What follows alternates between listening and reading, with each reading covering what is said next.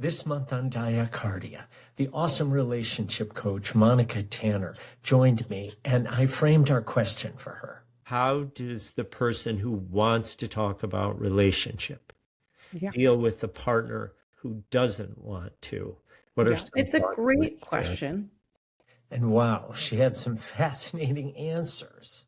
Like this, when she was talking about how to be a compassionate, curious listener to your partner. Absolutely, you're right. If you remember that everyone makes sense to themselves, like you might think that your partner is acting so irrationally. Like, why are they getting so upset about this thing? It's not that big of a deal, right? That's a very human experience that probably all the listeners are nodding along thinking, yep, sometimes my wife freaks out.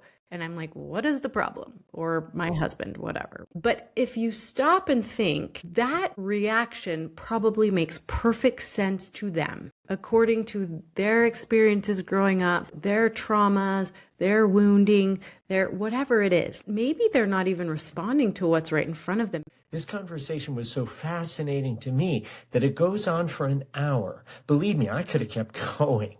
Obviously, you'll drop if you need to, but do use the YouTube chapter headings below to advance to topics that might be of particular interest to you. For example, I recommend her super clear advice on how to successfully set boundaries with your partner. Enjoy.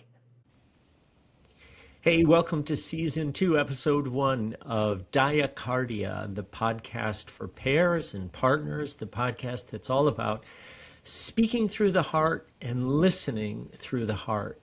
Different than dialogue, where we listen through our minds, and different from idle conversation that just sort of happens. It's an intentional way to go inside. And today we talk about this idea that opposites attract. And I'm imagining you're thinking about it, whether you're with your partner right now or not, that there are a lot of ways in which you attract each other as opposites.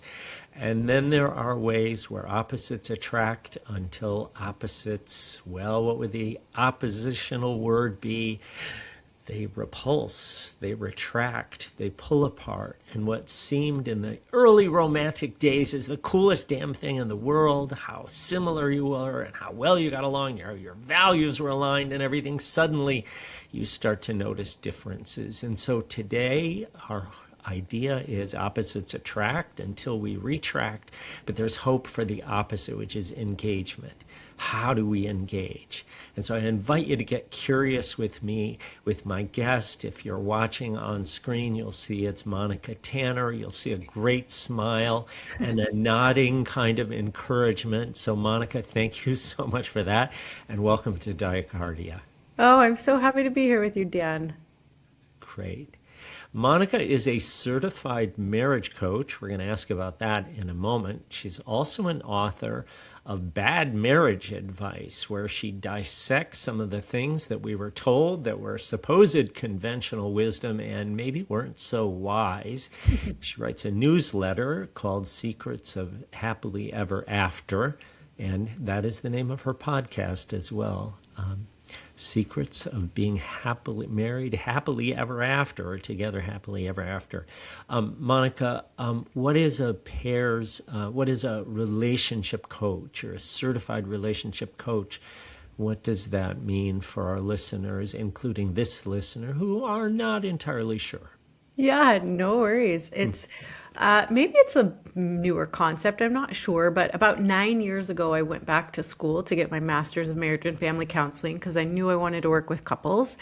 And I was a little disillusioned with the program. I didn't love a lot of the principles that we were talking about. There's a lot of I want to say just kind of pitfalls of traditional marriage counseling. My parents are both therapists, so I know what's involved there. There's a lot of restrictions. Oh my goodness, you grew up with two therapist parents? Well, actually, and then they divorced and remarried, so I grew up with 4 therapists. No. Yes. Your parents were therapists who divorced and married other therapists.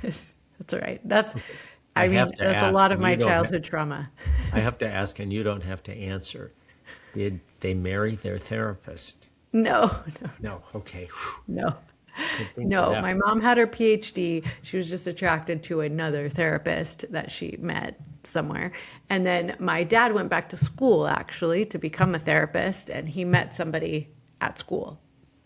So who Wow. was also studying to be a therapist. So yeah, lots of therapists in my life. Yeah, the inside of your brain must be just such an amazing place. I mean, there must be so many cameras of self-awareness in there.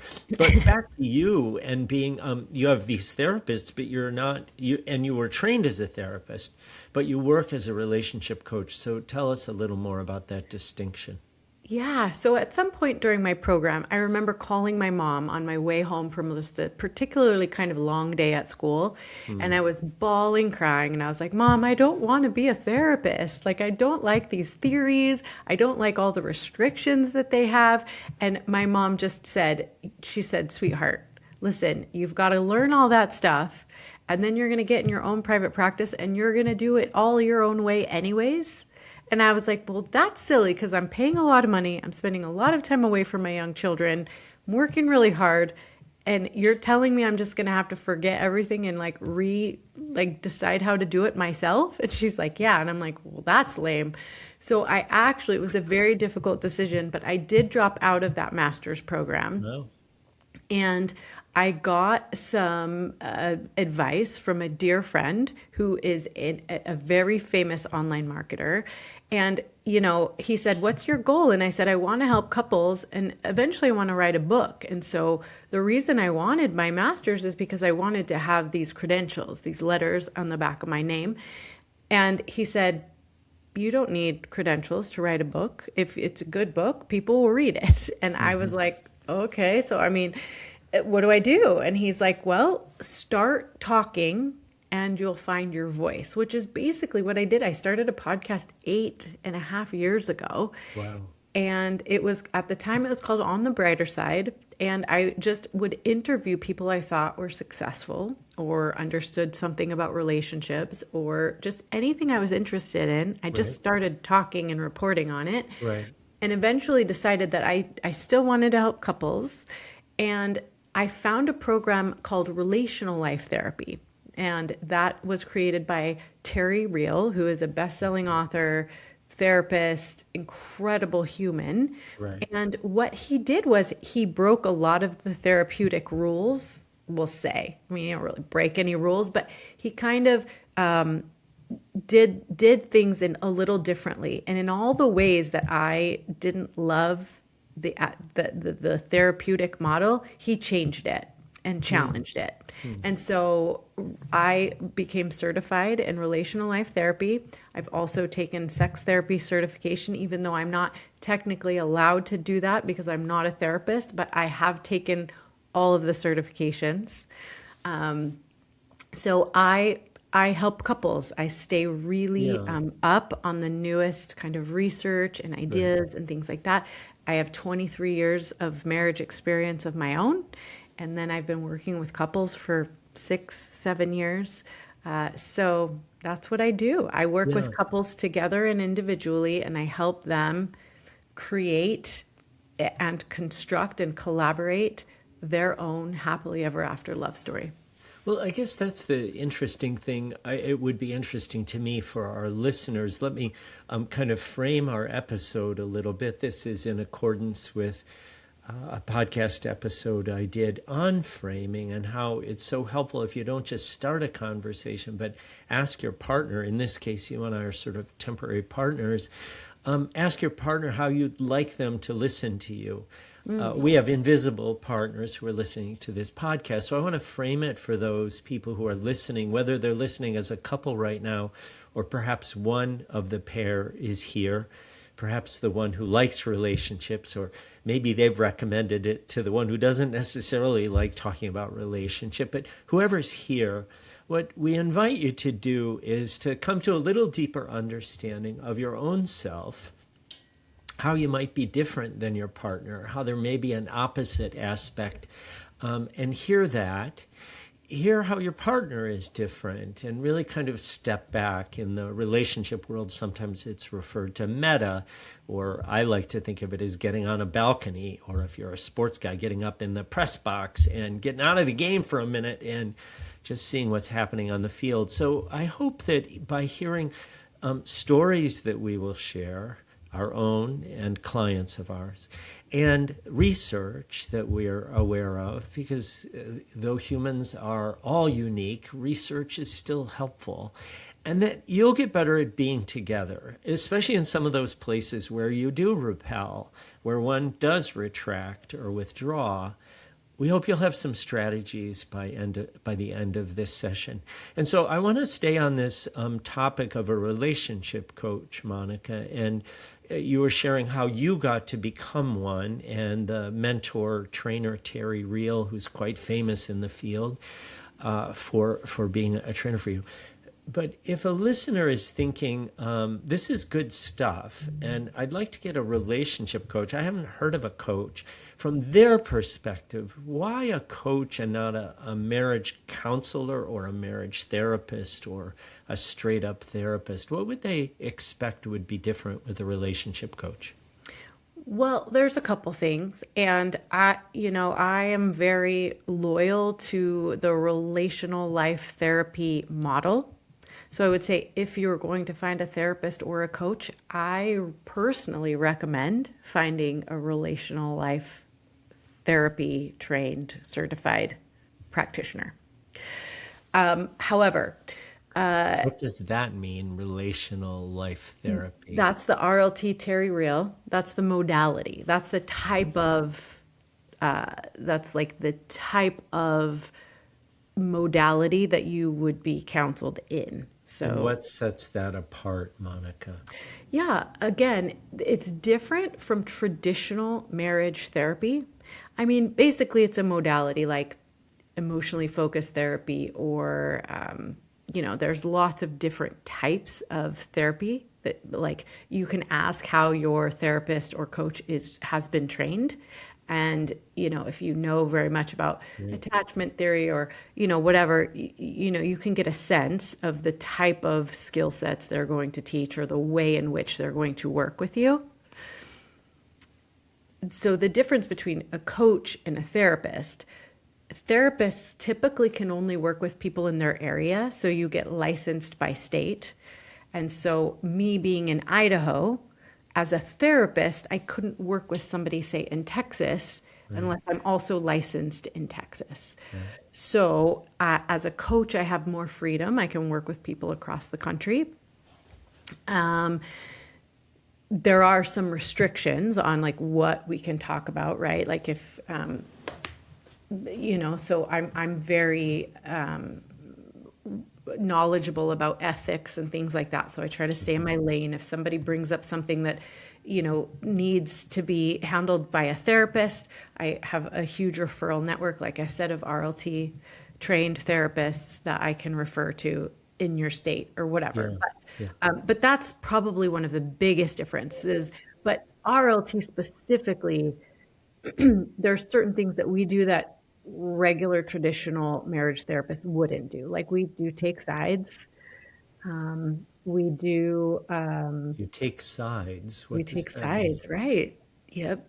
So if a husband and a wife come in, or whatever the orientation of the couple, right. If one tends to be more one down, or the latent, as we call it, we do sometimes take sides to help them stand up to, in a loving way, the other partner who might be more overbearing, right? So traditional therapists don't do that as much. So we are taught how to take sides. We do use judicious self-disclosure, which means when I'm working with a couple, I do share parts of my life and lessons that I've learned in my own marriage, whereas traditional therapists do not do that. Like my dad would die if he heard me say that. He's like, no, your clients should know nothing about you. And I disagree with that. So we're very careful about what we disclose, but I'm living in a marriage just like my couples are. And so if I Yes. learn something, through a personal experience, I do tend to share those. There's other differences as well, but those are some of the bigger ones. Uh-huh. Well, let's take off from there. That's a great place to start. That second point about being able to self-reveal in a client Right. session where you think it's helpful. So, talk about your husband, Ben. You have Mhm. 4 kids, Mhm. 21 or so years old down to 14. 14 years old. So how are you opposites? How are you and Ben opposites in ways that were brought together, but sometimes it drives you apart? Yeah, I do feel And like Ben feel and I are free to opposites in ask me as well. every way. Opposites in every way. Most ways, yes. We Wow. grew up in different parts of the country. We were raised by very different families. We grew up in very different religions. He grew up Christian, I grew up Jewish. So we have lots of very different ideas about life in general, religion, how to raise children. And it at times has been very difficult to think so differently. And at times it's been a huge strength because I have a very different perspective. And so once we learned some relational skills, kind of how to stand up for ourselves, how to, you know, take opposing positions and really respect each other's ideas, even though they're different from ours. I mean, early in my marriage, I think it was very annoying. I'm like, why can't you just think about this the way I think about it, right? Like our thoughts about finances or how to travel or what to do with the children, right? I was like, Right. this would be a whole lot easier if you would just agree with me. Right.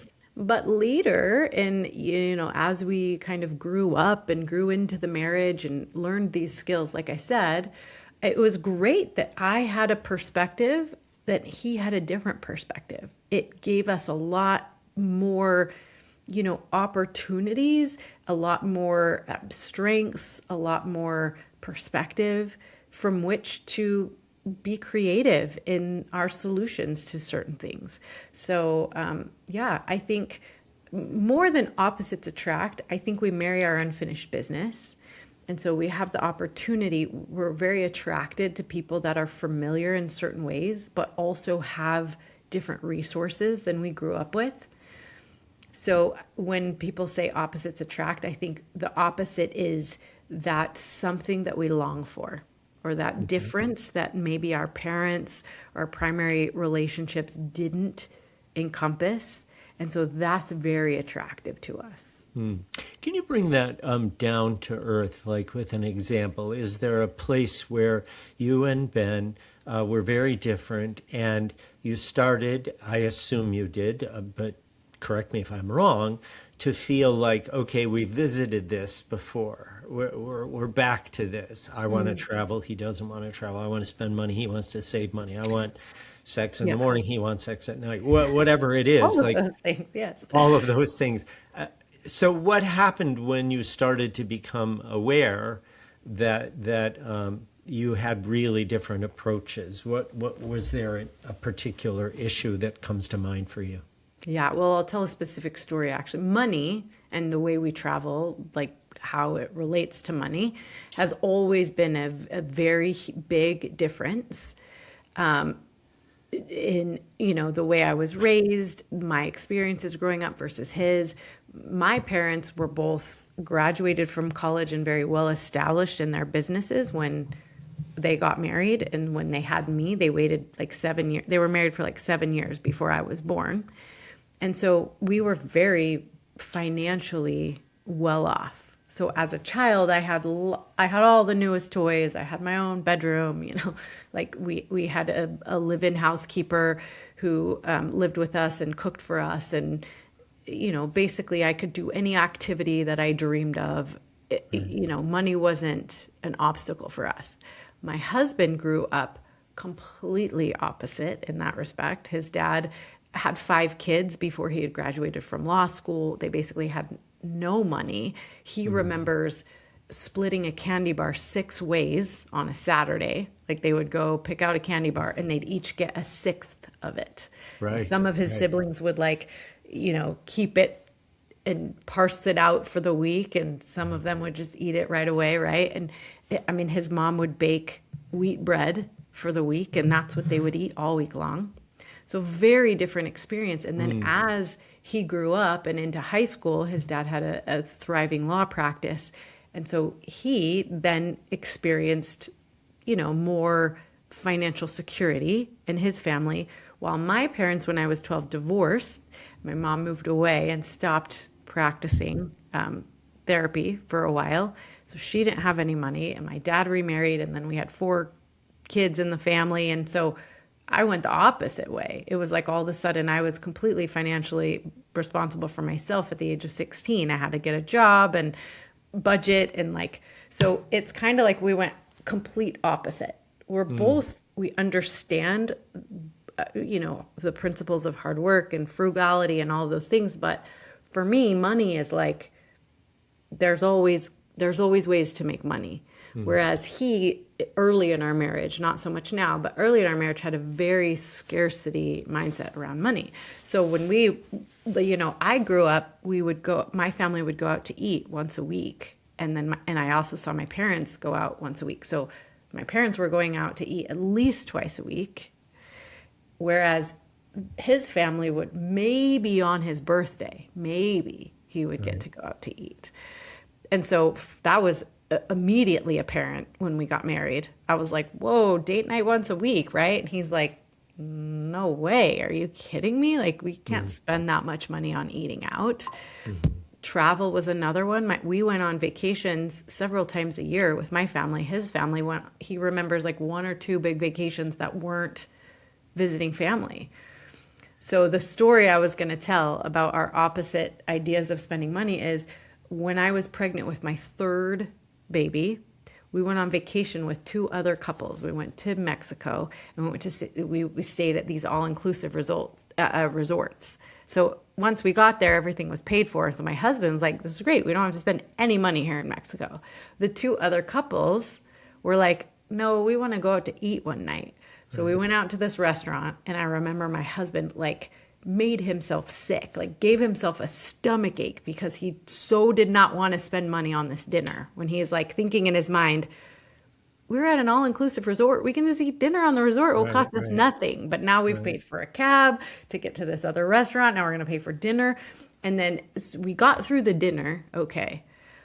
But on the way back, these other couples wanted to stop and get ice cream. And that was kind of the straw that my husband was like, I cannot spend another cent here. I literally will die if you try to order an ice cream. And it was so awkward because these other couples each went in, they each ordered their ice cream, and they're enjoying their ice cream. And Ben and I are just sitting there in silence. Did not order ice cream. We were not enjoying our time. He was like, we can get ice cream at the hotel. Yeah. Yep. And so that was an instance where I was like, when in Rome, we're here. We're talking about $5-10 maybe at the most. And he just was like, no, this is too much. I cannot, this is a waste. This is not necessary. Right. And so our ideas about how to spend money in a lot of different aspects of our marriage, but that's a big, memorable example for me. Right. What the Gottmans would call a perpetual issue, right, is that it keeps coming up in different forms. I'm curious about how you began to resolve that frequent issue. What's the takeaway for listeners who relate to a story like that, where one partner seems so irrational, right? That's how I'm assuming you heard it, relax. What's the control issue? Why are you so uptight? And so easy then, if I'm in that situation, to judge Jennifer, to judge one of my kids, who to judge my business partner. Why are you so absolutely irrational about it? So how did you begin to work with that? Yeah. So a phrase I like to talk about a lot, especially when I work with newlyweds, which I have the opportunity to do, which is awesome, is to learn how to have compassionate curiosity for your partner's subjective reality. So learning about my husband and his upbringing and growing up and his experiences and, shaped so much of his money mindset, right? Now, my husband is phenomenal with money. He's earned a lot of money in our lifetime. In our marriage, we've saved a lot of money. We have very secure retirement. I mean, he has really done a phenomenal job of managing the money in our household. But back then, when that story took place, I was doing a lot of the finances. I was doing a lot of the credit. So I knew how much money was in the budget and the credit card. And so to me, I was like, what is the problem? This is not going to break our budget. Right. But to him, it brought up a lot of his childhood ideas and stories about hard work, about being thrifty, about, making do and, Right. For him, just the Can way. can I stop you and ask you about the process a little bit? I love the expression compassionate curiosity Yes, about your partner's subjective experience. I think I got your line right. And reality. so, like, what was your in tennis or golf? You might say your swing cue, or how do you get you into that mentality rather than why are you so weird? I'm Yes, not saying you would have thought that, yes, yes, but people yes. do. I No, do. you're right. Absolutely, you're right. If you remember that everyone makes sense to themselves, like you might think that your partner is acting so irrationally. Like, why are they getting so upset about this thing? It's not that big of a deal, right? That's a very human experience that probably all the listeners are nodding along thinking, yep, sometimes my wife freaks out and I'm like, what is the problem? Or my Right, husband, whatever, right? right, right. But if you stop and think, that reaction probably makes perfect sense to them according to their experiences growing up, their traumas, their wounding, their whatever it is. Like Right.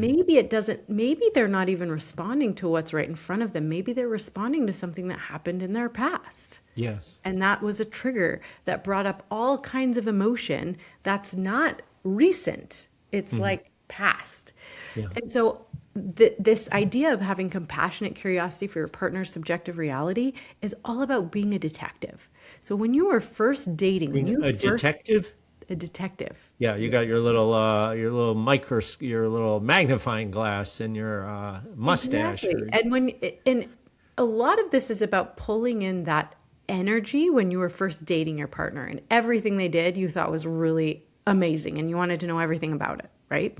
Right. So instead of just judging your partner for their reactions to things, especially if you think they're whack, Right, right. if you'll pull out your magnifying glass, just if you be a detective, you pull it out and you say, wow, it seems like you're really upset by this. Or it seems like you're really adamant about not spending money right now. I would love to know more about what's happening with you right now.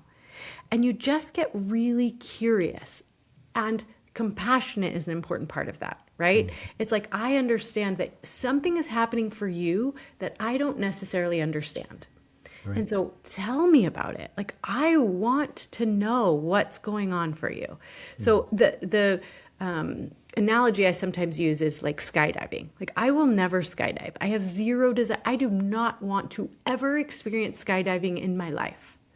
But if one of my If you children, ever do, Monica, call me and I'll talk you out of it. I've done it once. good. Yes, I have no desire to skydive or scuba dive. Uh-huh. Either one of those things. Like, just Okay. no interest. Yes. But if my children or my husband or a good friend of mine ever did it, I would want to know everything about it. Like, tell me everything. What did you see? What did it feel like? Like, oh my gosh, like your body barreling through the sky without, being tethered to anything. What was that like, right?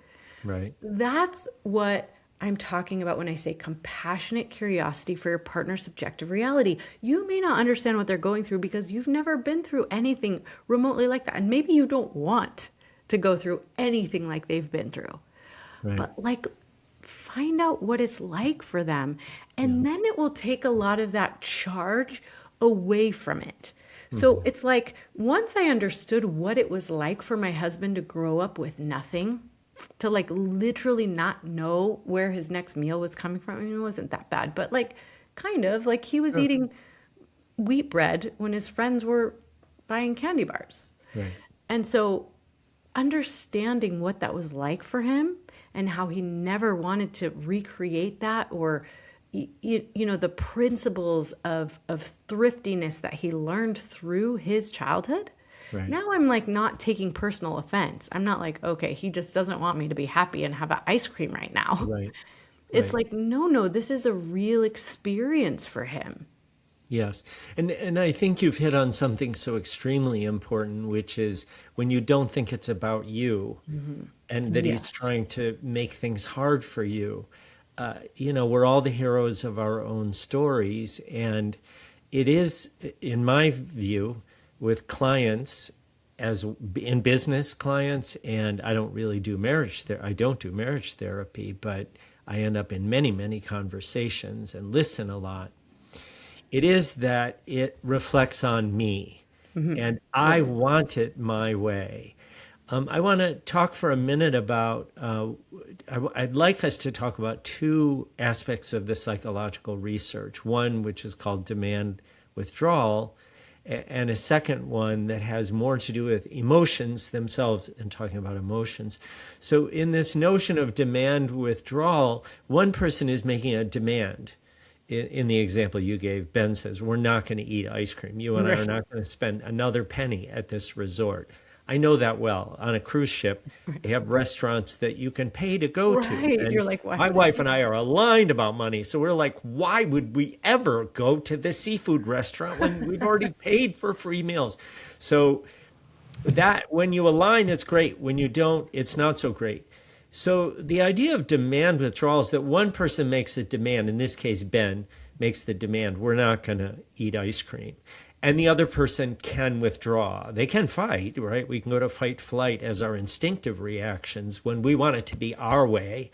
Like, say, we want to be comfortable with these other two couples and we want to feel normal and fit in. So we want it our way. So they demand something and we don't know how to engage, or how do you have that conversation on the street in front of the, the ice cream place. But so people withdraw. And what's interesting is the early research from the 40s, 50s, 60s had a big gender break.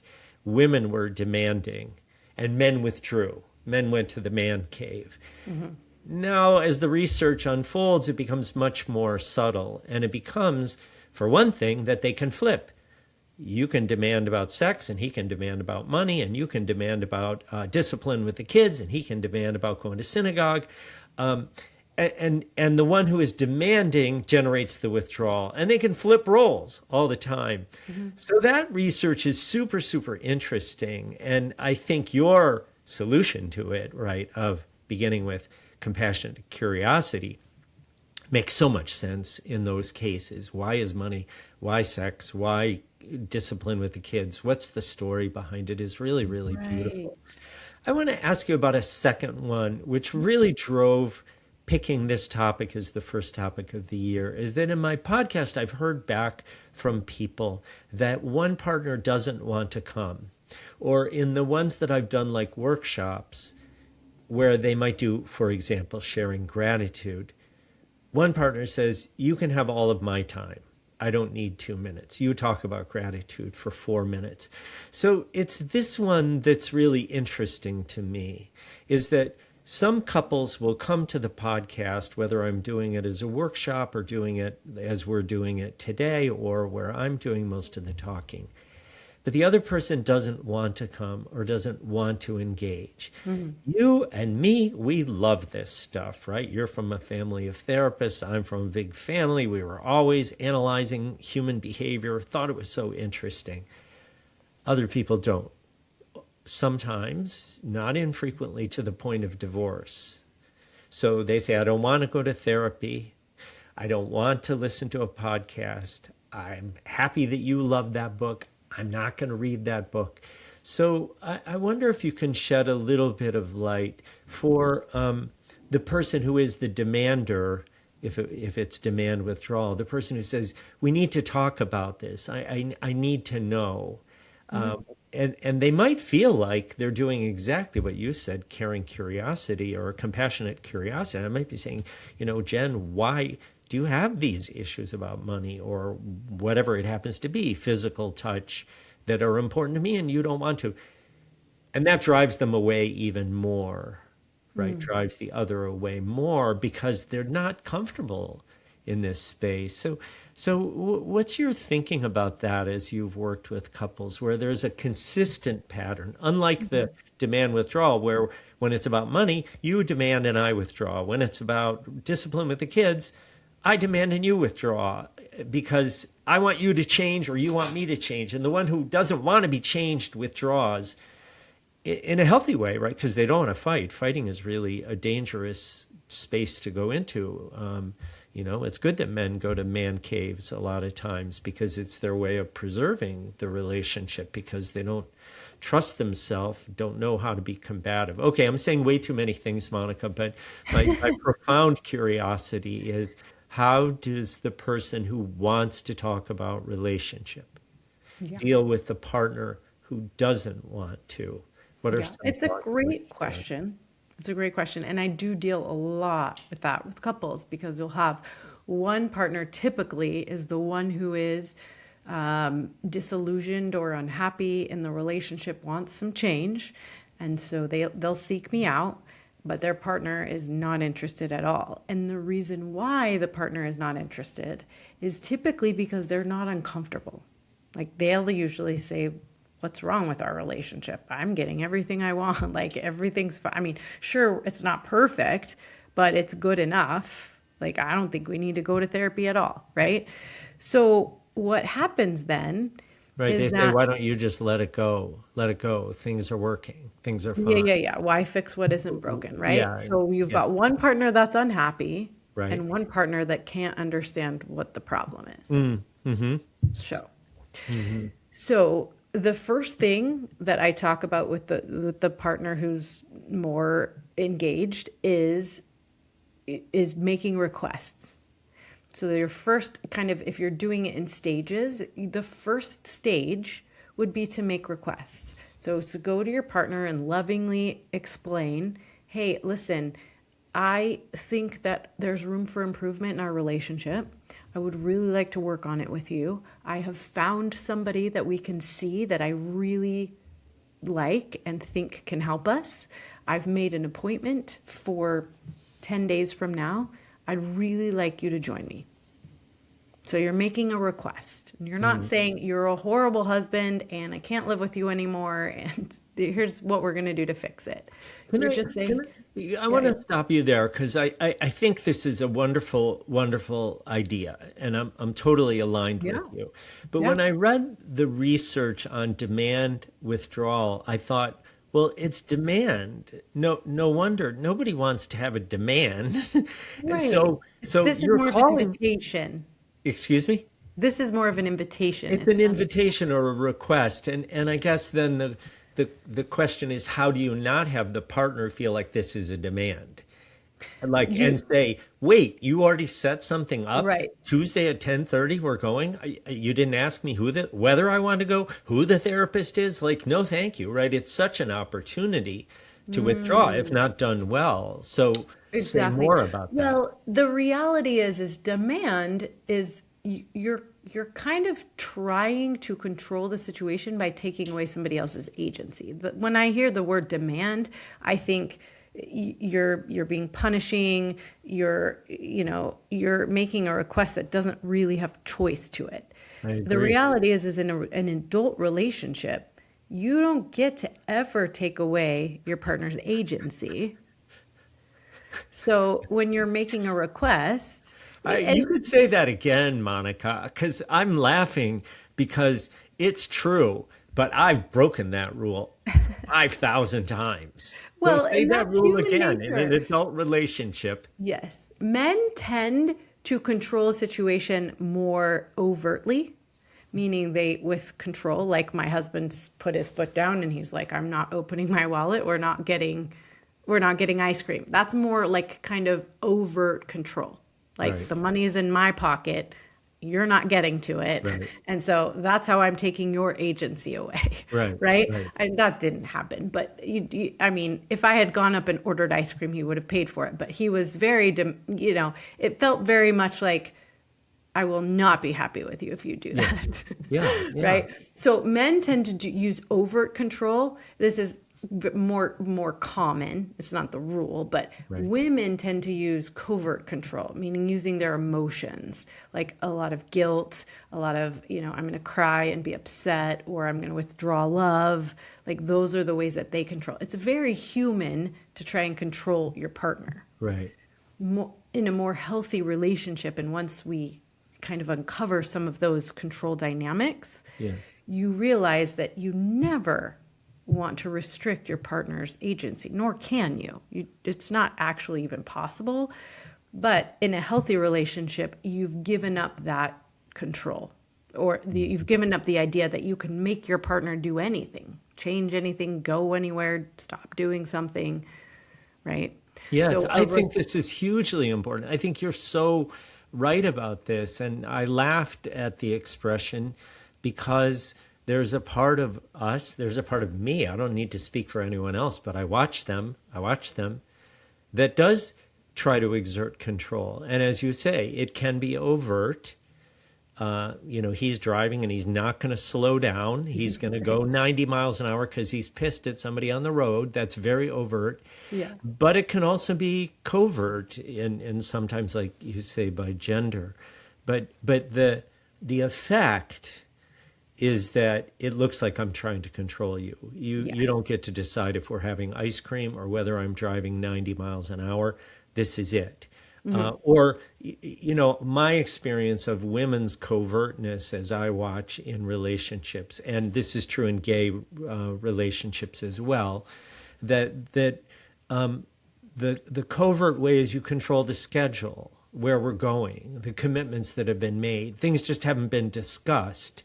And so your agency, you never had a chance to exercise your agency. I don't want us to go on that trip. Well, I've already planned that. I planned how we're doing Christmas because you don't care anyway, right? All that stuff sort of happens in the relationship. So I just want to emphasize the point that you're making that I think is so important, is that in adult relationships, you never have the right to take away somebody else's agency. And that requires work. That requires work of me to say, shit, I'm doing that again. I'm painting Jennifer into a corner. I'm implying that my way is the way. Yes. So I think that's really great. So I want to circle you back because I think it was so important, is you were saying make a request, and I was saying that request looked like a demand. It looked like you got me going to therapy, and you're controlling my rear end, You've got to be conscious of the wording, and it's an invitation to you. Is something. It's explaining to your partner, this is something important to me. I've done the research, I've done the work to make it very easy for you to accept my request. But again, I'm not trying to take away your agency. I'm just making an invitation or request. You still can decide, yes, I will join you, or no, I will not. You can also say, well, I didn't have a chance to look into this particular coach. Like, I want to have a say on that as well, right? So it's an open invitation. This is something that's important to me, and I'm showing it's important to you by saying, I'm not just saying it out of the blue. Like, I literally looked up marriage coaches, found one that I thought would work for us. You can have a say in it as well, but I've scheduled this appointment for us it's a free consult, right? Like we get to go meet her and decide if this is going to work. Yeah. And I'm inviting you, right? So, and I would say do that over and over and over again. So if you've scheduled this appointment for 10 days out, every single day, you're going to meet your spouse at the door. And you're going to say, I love you. I want us to have a really awesome relationship. I think the potential is there. This is what I suggest we do. I would love for you to join me. And if they continuously say, no, I won't, it's well within their rights. They get to do that. They get to choose that. But now you get to it and they've said no. Here is where stage 2 comes in. You're going to set some boundaries, because the reason they're not willing to accept your invitation or your request is because they're not uncomfortable. You may be uncomfortable, like, I'm unhappy, like, I don't like the way you speak to me, I think we fight all the time, we're not intimate enough, like, I am feeling like there's room for improvement, and my partner's not uncomfortable yet. So if stage 1 doesn't work out, I would move into stage 2, or this is what I suggest to my clients, is set some boundaries. Yeah. So listen, I think that we could create a better relationship if we had more skills. I would like to go to therapy. If you do not want to join me, that's fine. But if you choose not to join me, I will not be cooking dinner anymore. So it's a respectful boundary. It's just like, you still have your agency. You can still decide, but here's what I'm going to do. Mm-hmm. Mm-hmm. Or I'm not going to sleep in the same bed with you anymore. Mm-hmm. Or I'm not going to go out on social engagements with you anymore. Or I think that this is huge for people. And I've seen this happen before. And your analysis that one person is not feeling the pain, mm-hmm. the other one is. Mm-hmm. And that has to happen for them to have a conversation. They have to engage somehow. It feels so fraught, for the listener who's going like, wow, like I would say, I'm not going to sleep with you. I'm not going to cook dinner. I get a lot of pushback on this. Friends. I do. I'm not going to go to a client event, et cetera. I'm not going to shovel the snow anymore. Yeah. So speak to that, would you? Yeah. Well, it is. It does feel a little bit harsh, and I do get a lot of pushback on that when I speak publicly about it. But the reality is it's only fraught if you make it fraught. Like, there doesn't have to be a lot of drama around it. It's not like I'm punishing you or right. whatever. It's just like, listen, I feel very strongly about this thing. Yeah. And I want you to understand how strongly I feel about it. Yeah. And so I'm going to set these loving, respectful boundaries, not because I don't love you, but because I do love you so much that I want you to do this thing with me. Yes. I want you to respect our relationship enough to understand how much this means to me. So if I have to set a boundary that makes you uncomfortable in order for you to understand that, that's what I'm going to do. And it's because I love you. It's because I would rather set this boundary than walk around resenting you for the rest of our lives. Yeah.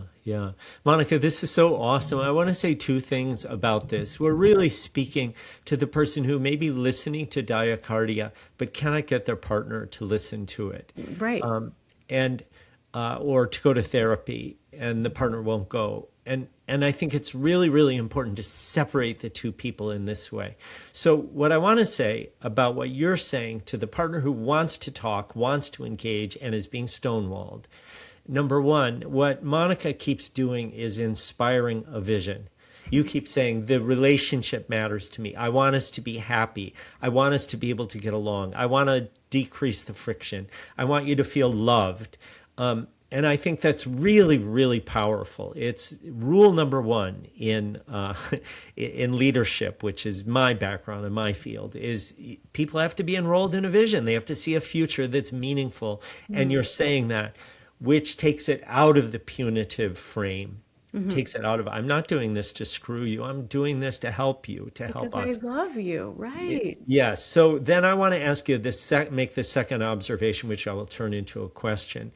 I have frequently seen with people, and probably myself, if I'm truthful, that at that place, I don't want to stand for the marriage. I don't feel that love. Yeah. I feel cheated or diminished. Yes. I've been working at this for years. This person might say, I have said from time to time, because I'm in the more traditionally female feeling relational role, my spouse in the more aggressive, executive, powerful woman, in her case, role. So what do you say to me, that client who says like, yeah, I know inspiring a vision is a great thing, but I don't frickin' feel like doing that right Yeah.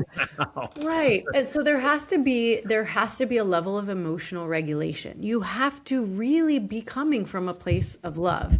And that's what I do work with these clients that come to me individually and they want their spouse to come.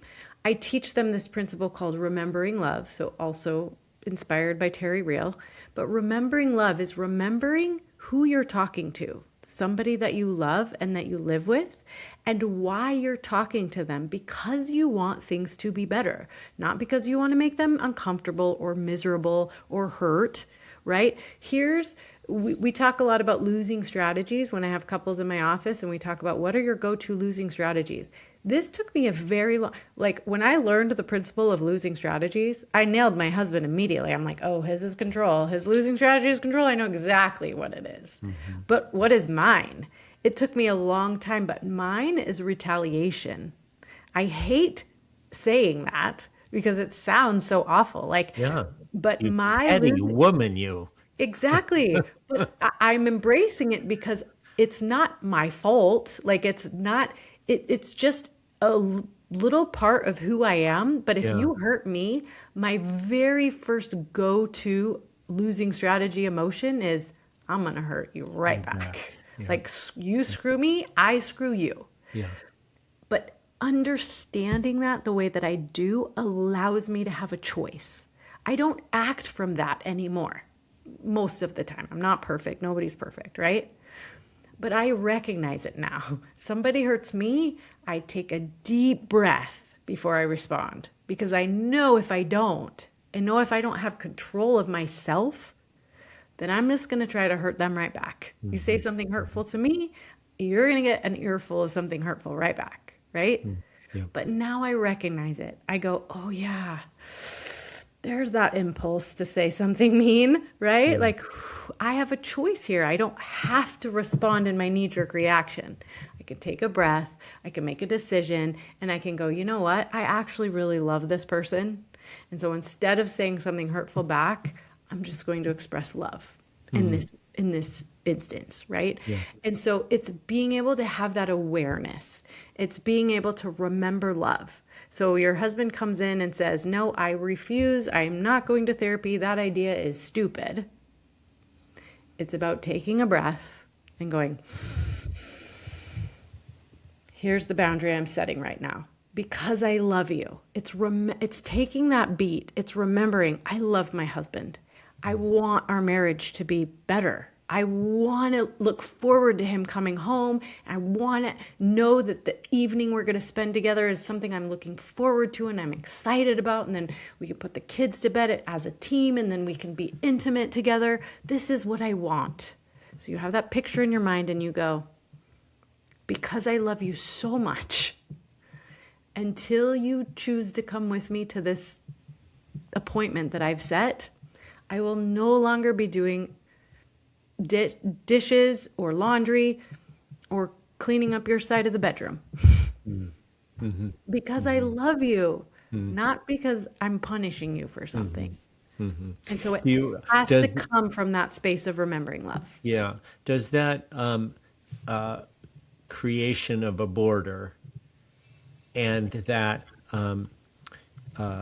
suggestion of a consequence, do you tie that consequence to something? Is there any meaning to the choice of where you say, here I am drawing the line? No more steak for you. Sleep Yeah, in the because garage. I mean, yes, is there some symbolism or some meaning that one could think through? Yeah, I'm going to tell Marianne, like, no, I'm not until she yeah. comes to the table. Yeah, so you use the word consequence, which in effect it is a consequence, but I like to call it a boundary because I feel like boundaries are the most loving thing you can possibly do for the people in your life that you care about. And here's why. Because the alternative to a boundary is resentment. So that's the line you're asking about. The line is, am I going to resent if I don't set this boundary right now? Mm-hmm. So the boundary is about, I love you, and in order to be kind to you and think of you in high regard, Yes. I want us to do this thing together. Yeah. Here's what I'm asking, though, I think, which is a little different. That's super, super helpful. And your description makes me think of this: a fence, a chain link fence between my yard and your yard. And I've said to you, Monica, come through this gate with me. We're going to go to therapy. And you've said, I have no interest in going through that gate. So now I say to you, okay, you see that gate that you keep coming through all the time where I'm cooking you dinner, or I'm agreeing we're going to get a new car, or we're doing a 3-week vacation there. That gate is closed. Because I want you to understand the gates have to open both ways, right? There has to be some meaningful boundary. And I can't be in a relationship where you won't come in and work on the relationship. This is a whole other show you and I should do together, which is working on the relationship, not about, money or anything else. Those are just aspects of it. So I'm wondering, like, which gate do I choose? Does it matter at all if I'm the offended spouse who's inviting somebody to consider therapy and they won't come through that gate? Now I choose which gate. Is there any significance to which gate I close and say, sorry, Monica, you're not coming in that gate anymore? It's like sex would be a big one. Sleeping in a different room, that's a big one. Not cooking meals, that's a big one. Separating your money, that's a huge one, right? These are all really big moves. Right. You could continue to escalate until you get what you want. But the reality is, I just want to go back to an important aspect of a boundary again, is you're using gates, but let me explain. So I often talk about boundaries when I teach my couples. Is you see my chair, it's see-through. You can see the other side. You can see my hand on the other side of the chair, right? Right. A good, healthy boundary is about being protected and connected at the same time. So a wall is protective, but you can't connect through the wall. Like I can't see my hand or put my hand on the other side of this wall. But a boundary is about being protected and connected. And so the reason why we put loving boundaries in place is because we don't want to create walls of resentment. And that is what will happen if I continue to cook for you and do your laundry and take care of your children and go on these vacations with you that I am not enjoying, because I know that we can have a better relationship if we will put some effort into it, but both of us need to do it. So you're setting a loving, protective, and connective boundary. Right. So it doesn't matter what you take away first or whatever. It's not about that. Yes. It's really just about saying, this is so important to me. Right. And I need you to see that. And so I'm going to show you in whatever way possible. Yeah. So if that means sleeping in a different room or moving out of the house, whatever it needs to be, it's, again, if you remember love, you're not going to get it wrong. Monica Tanner is a certified marriage coach. She's the author of Bad Marriage Advice, where she ticks off some of the things that we've been told and that sneak into our brains and do really bad things for us there, and how we can fix some of those. She has a great podcast called Secrets of Living Happily Ever After. You should check her out. Monica, let's do 2 or 3 things that stand out for you, because you and I are both in marital relationships and we're thinking about people's marital relationships all the time. What stands out for you that might be useful for the listener at this point? I'll go first. I think Monica did a great job in the leadership frame of communicating in a way that there is a vision that you can see.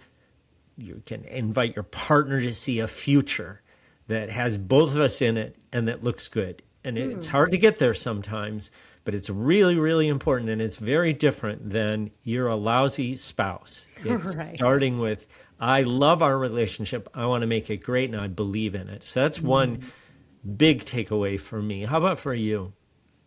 A takeaway from our conversation? Yes. I think just really understanding the reason why we're doing something or your partner is doing something, right? It's like, it's visionary, like you said, but getting really like, everybody makes sense to themselves. Yes. So like my reasoning for not wanting to go to therapy, it makes sense to me. And I am holding very tightly to it until you can show me that it's going to be more painful for me to hold on to that than to let go of it. And that leads me to point 3, which you made early on in a very compelling way. Compassionate curiosity about the other's subjective experience. Because as you just said, what they're doing makes sense to them. So you've got to let go of everything you know and how wrong they are in your mind, Right. and get to, wow, what is going on? And can I be caring enough? I'll add, we haven't talked about this, I'll add that they can look at parts of themselves that they don't want to look at potentially. Be so caring about them that they can look at it and say, yeah, you're right. I do run from you. I do hide. I do shitty little things that undermine the relationship. They'll only get there if they feel cared about, and that your curiosity is not to convict them, but comes out of your conviction that the relationship matters. So that was a wonderful one that you spoke of that I want to reinforce. You got one more maybe, or are we good to go? Yeah, I mean, well, back to that compassionate curiosity. It's really interesting to me working with couples on this idea of collaboration versus compromise. Like if I had like just a platform to stand on, I would be yelling at the top of my lungs, stop compromising. Like compromising is destroying your relationship. And why is that? Because compromise is not well thought out. It's just giving stuff up. Right. Versus collaborating, like two people, and like we just talked about, you can't have the same subjective reality as somebody else, no matter what. Like our faces, our heads aren't created. Like if we're both looking at something, there's no chance that you're going to see it exactly like I am. There's no way for us to put our heads in the exact same position. Physically impossible. See it from the same way. Right. Right? You're going to have your perspective and I'm going to have mine. Even if it's just a teeny tiny off, it's going to be different. And so when you understand that about your partner, that like there is actual value in you seeing the back of the elephant and me seeing the front of the elephant. And so let's use that to our advantage rather than break each other down for it. Yeah, wonderful. Well, what a total joy. Your energy for relationship and the wisdom that you've been wringing out of your experience is really great. I mean, enough to fill make a cup more than half full, what you've wrung out of the work. So let's get back together again. I think we'd have another really interesting talk, and the one about like, how do we talk about talking when one doesn't want to talk about it? How do we get into the middle of that? Might be great. Monica Tanner's been my guest. I hope you continue to find this as a way to invite you to open your mind. That's the curiosity part. Open your heart. That's the compassion part. To be able to step as best you can into their shoes, to sit in their seat, as Monica was saying, to try as best you can to see through their eyes and hear the fear and the love that's undoubtedly in there in order to build. I love the way you stated that. It was very well said. Well, thank you very much. To build a powerful, loving relationship. Thank you, Monica. Yeah, thank you. All right. Monica was great, wasn't she? If you made it this far in the episode, I think you'll really like the next episode in the series. This one is with Abby Gebhard. Abby's a PhD psychologist and a practicing therapist, author, and full of great ideas. We'll take on the topic here toward the middle of January of goal setting, and we'll put it in a different light, in the light of goal setting together. What does that mean for you and for your partner and for the two of you? I think you'll find some really interesting insights, and I look forward to sharing it with you.